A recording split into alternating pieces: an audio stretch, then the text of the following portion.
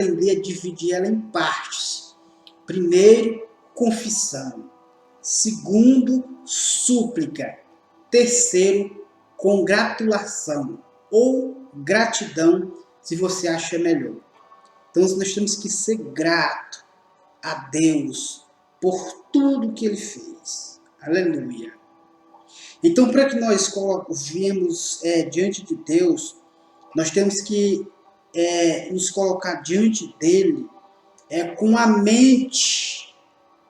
Nós temos que ter uma mente protegida para nós nos apresentar diante do Senhor. Por quê? Porque quando nós não temos essa mente, essa proteção mental,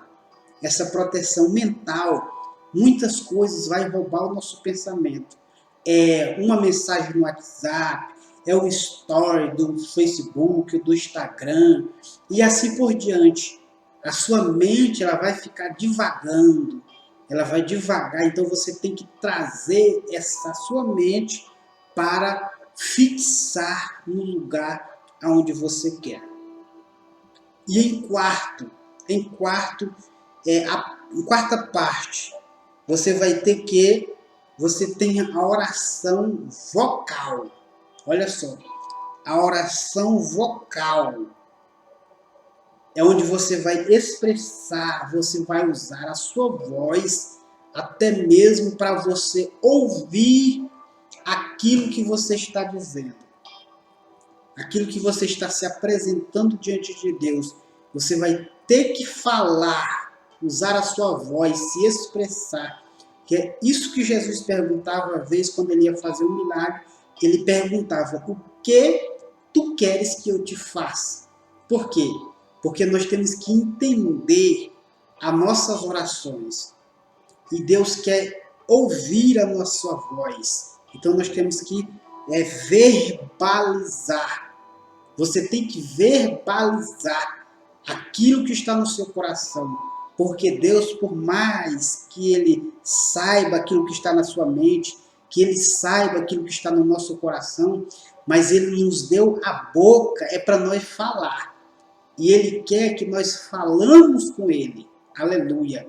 Ele quer que nós nos abrimos diante dEle.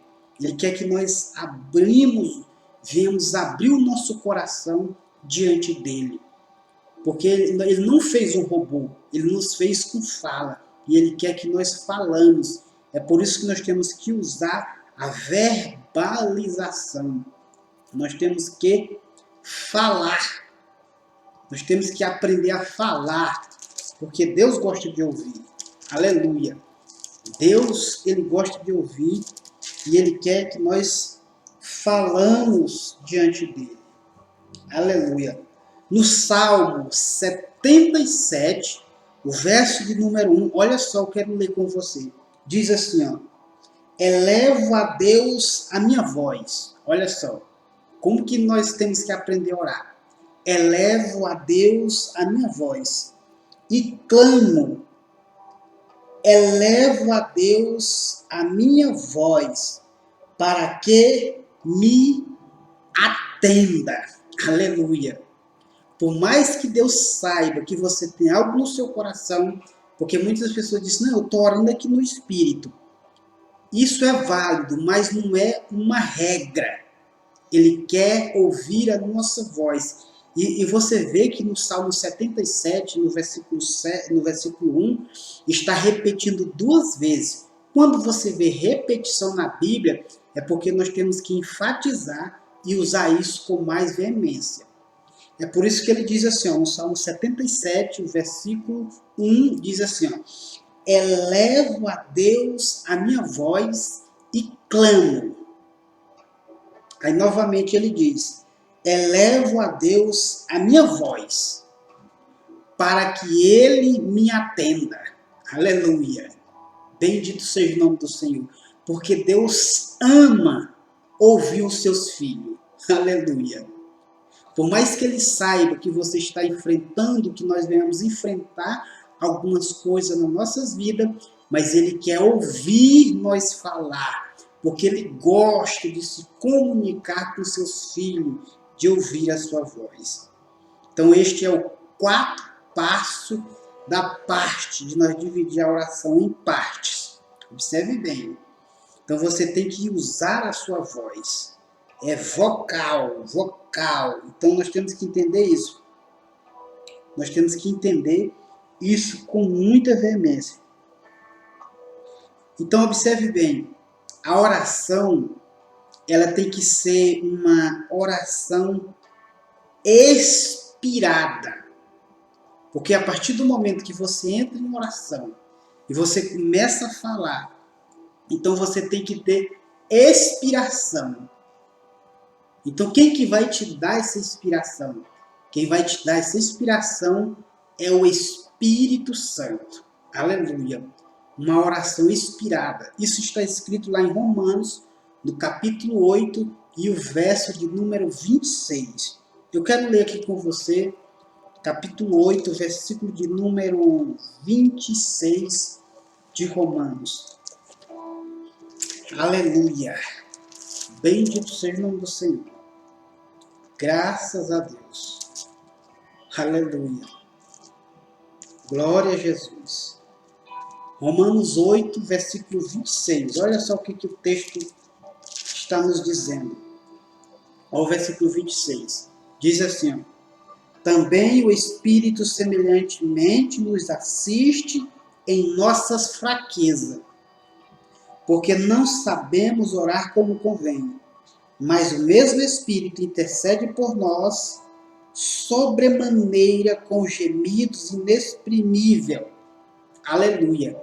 Ou seja, o Espírito Santo, quando você inicia, quando você dá o ponto de partida, ele vai aquecendo os motores. Aleluia. Então você vai ter inspiração para estar orando diante de Deus e você vai ampliando o seu período de oração. Observe bem. A primeira vez que eu orei na minha vida, há 14 anos, a minha oração, ela não durou 3 minutos. Olha só, 3 minutos. E eu achava que tinha sido uma eternidade, porque eu não tinha essa prática. Então essa oração, ela durou 3 minutos. E a minha segunda oração, me lembro como hoje, ela durou 7 minutos. Porque eu não sabia. Então o que você está aprendendo agora vai te levar a um nível mais profundo de comunhão com Deus. Aleluia. Porque eu não tive essa informação que você está tendo agora. Eu não tive uma aula como você está tendo agora, para que você se apresente diante de Deus. Eu tive que aprender isso através da leitura da palavra, através da prática e o ensino do Espírito Santo. Porque ele vai te inspirando. Quando você vai começando a falar, ele vai trazendo as palavras, como disse Jesus, ele vai te lembrando das coisas, ele vai trazendo na sua memória e você entra no nível que quando você for olhar, já passou 1 hora, já passou 2 horas e você não quer mais sair daquele ambiente. Aleluia. Bendito seja o nome do Senhor. Bendito seja o nome do Senhor. Aleluia. Glória a Jesus. Bendito seja o nome do Senhor. Então, por que eu falo isso? Porque eu já tive essa experiência de ficar em oração a Deus 168 horas. Ou 168 horas na presença de Deus. Então eu sou suspeita de estar falando para você que isso funciona. Aleluia. Você está dioturnamente buscando ao Senhor. Então eu estou trazendo para você algo maravilhoso. Se você aplicando, você vai conseguir orar 1 hora todos os dias. E quando você praticar isso, você pode ampliar para mais tempo. Porque Jesus, ele orava todos os dias 3 horas. 3 horas ele estava orando todos os dias, feriado ou não. Então isso é muito importante que você observe. Então vamos lá. Vamos lá. A oração inspirada. E a oração prescrita. A oração prescrita. Então observe bem. Quando nós falamos sobre esse assunto, porque tem pessoas, como que você vai fazer essa oração prescrita? Alguns escrevem a oração, né?